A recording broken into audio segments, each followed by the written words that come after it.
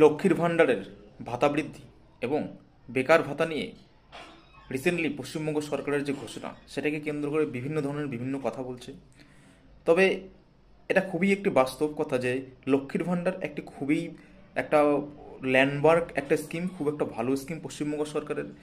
সেই লক্ষ্মীর ভাণ্ডারের ফলে আমাদের পশ্চিমবঙ্গের যে মহিলারা রয়েছে সেই মহিলাদের যে একটা আর্থিক সুরক্ষা এবং তাদের যে একটা স্বাধীনতা সেটা অনেকাংশে ফ্যামিলিতে বৃদ্ধি পেয়েছে।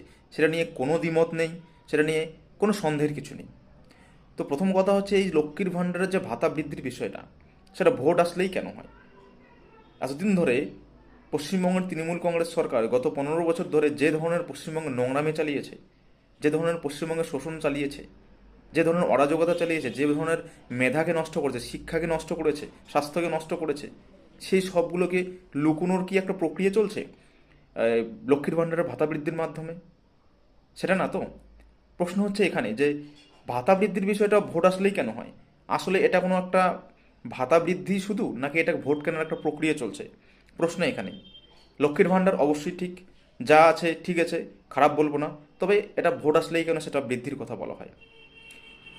এরপর যদি আমি বেকার ভাতার কথা বলি, দেখো বেকার ভাতা হচ্ছে বেকারদের যে প্রত্যেকটা রাজ্য সরকার তার রাজ্যের মধ্যে যত বেকার আছে সেই বেকারদের কাজের দেওয়ার দায়িত্ব রাজ্য সরকারের, এবং সেটা রাজ্য সরকার বা কেন্দ্র সরকার সবারই। তবে রাজ্য সরকারকে আমাদের আর্টিকেলের 41, আমাদের সংবিধানের 41 নম্বর ধারাতে বলে দেওয়া রয়েছে যে যত বেকার রয়েছে বেকারদের কাজের ব্যবস্থা করে দিতে চেষ্টা করবে রাজ্য সরকার।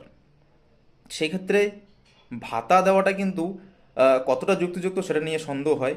বেকারদের কাজের ব্যবস্থা করে দিতে হবে, এটা ঠিক আছে। সুপ্রিম কোর্ট বলেছে অনেকবার যে ভাতা নয়, কাজের ব্যবস্থা করে দিতে হবে। তো এখানে দেখা যাচ্ছে ভাতাটা করে দেওয়া হচ্ছে, মানে মুখ্যমন্ত্রী ঘোষণা করেছেন যে তিনি আবার ক্ষমতায় এলে নাকি বেকারদের ভাতা দেবেন। যেটা ভয়ানক বিষয়, যেটা নিয়ে চিন্তা করার বিষয় বা ভাববার বিষয়, সেটা হচ্ছে পশ্চিমবঙ্গ সরকারের, রাজ্য সরকারের যে পরিমাণ ঋণ বেড়েছে সেটা ভয়ানক পরিমাণে বেড়েছে।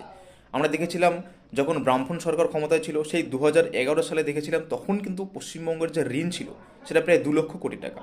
এবং তখন যদি আমি মাথাপিছু দেখি, ঋণ মাথাপিছু হিসেব করে দেখা গেছে প্রত্যেকটা বাচ্চা থেকে বৃদ্ধ লোক পর্যন্ত প্রত্যেকটা পশ্চিমবঙ্গের বাসী প্রায় 22,000 টাকা করে ঋণই ছিল।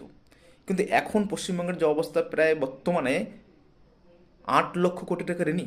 সেই 8 লক্ষ কোটি টাকার মধ্যে যদি আমি সেটাকে ডিস্ট্রিবিউট করি, আমি যদি ভাগ করে দিই, মানে প্রত্যেকটা পশ্চিমবঙ্গবাসীকে যদি ডিভাইড করে দিই, মানে কত টাকা করে ঋণ হয়, সেটা দেখা যাবে একটা বৃদ্ধ থেকে শুরু করে, বাচ্চা থেকে শুরু করে বৃদ্ধ সবাই মিলে প্রত্যেকটা পশ্চিমবঙ্গের বাসী প্রায় একজনে 80,000 টাকা করে ঋণী।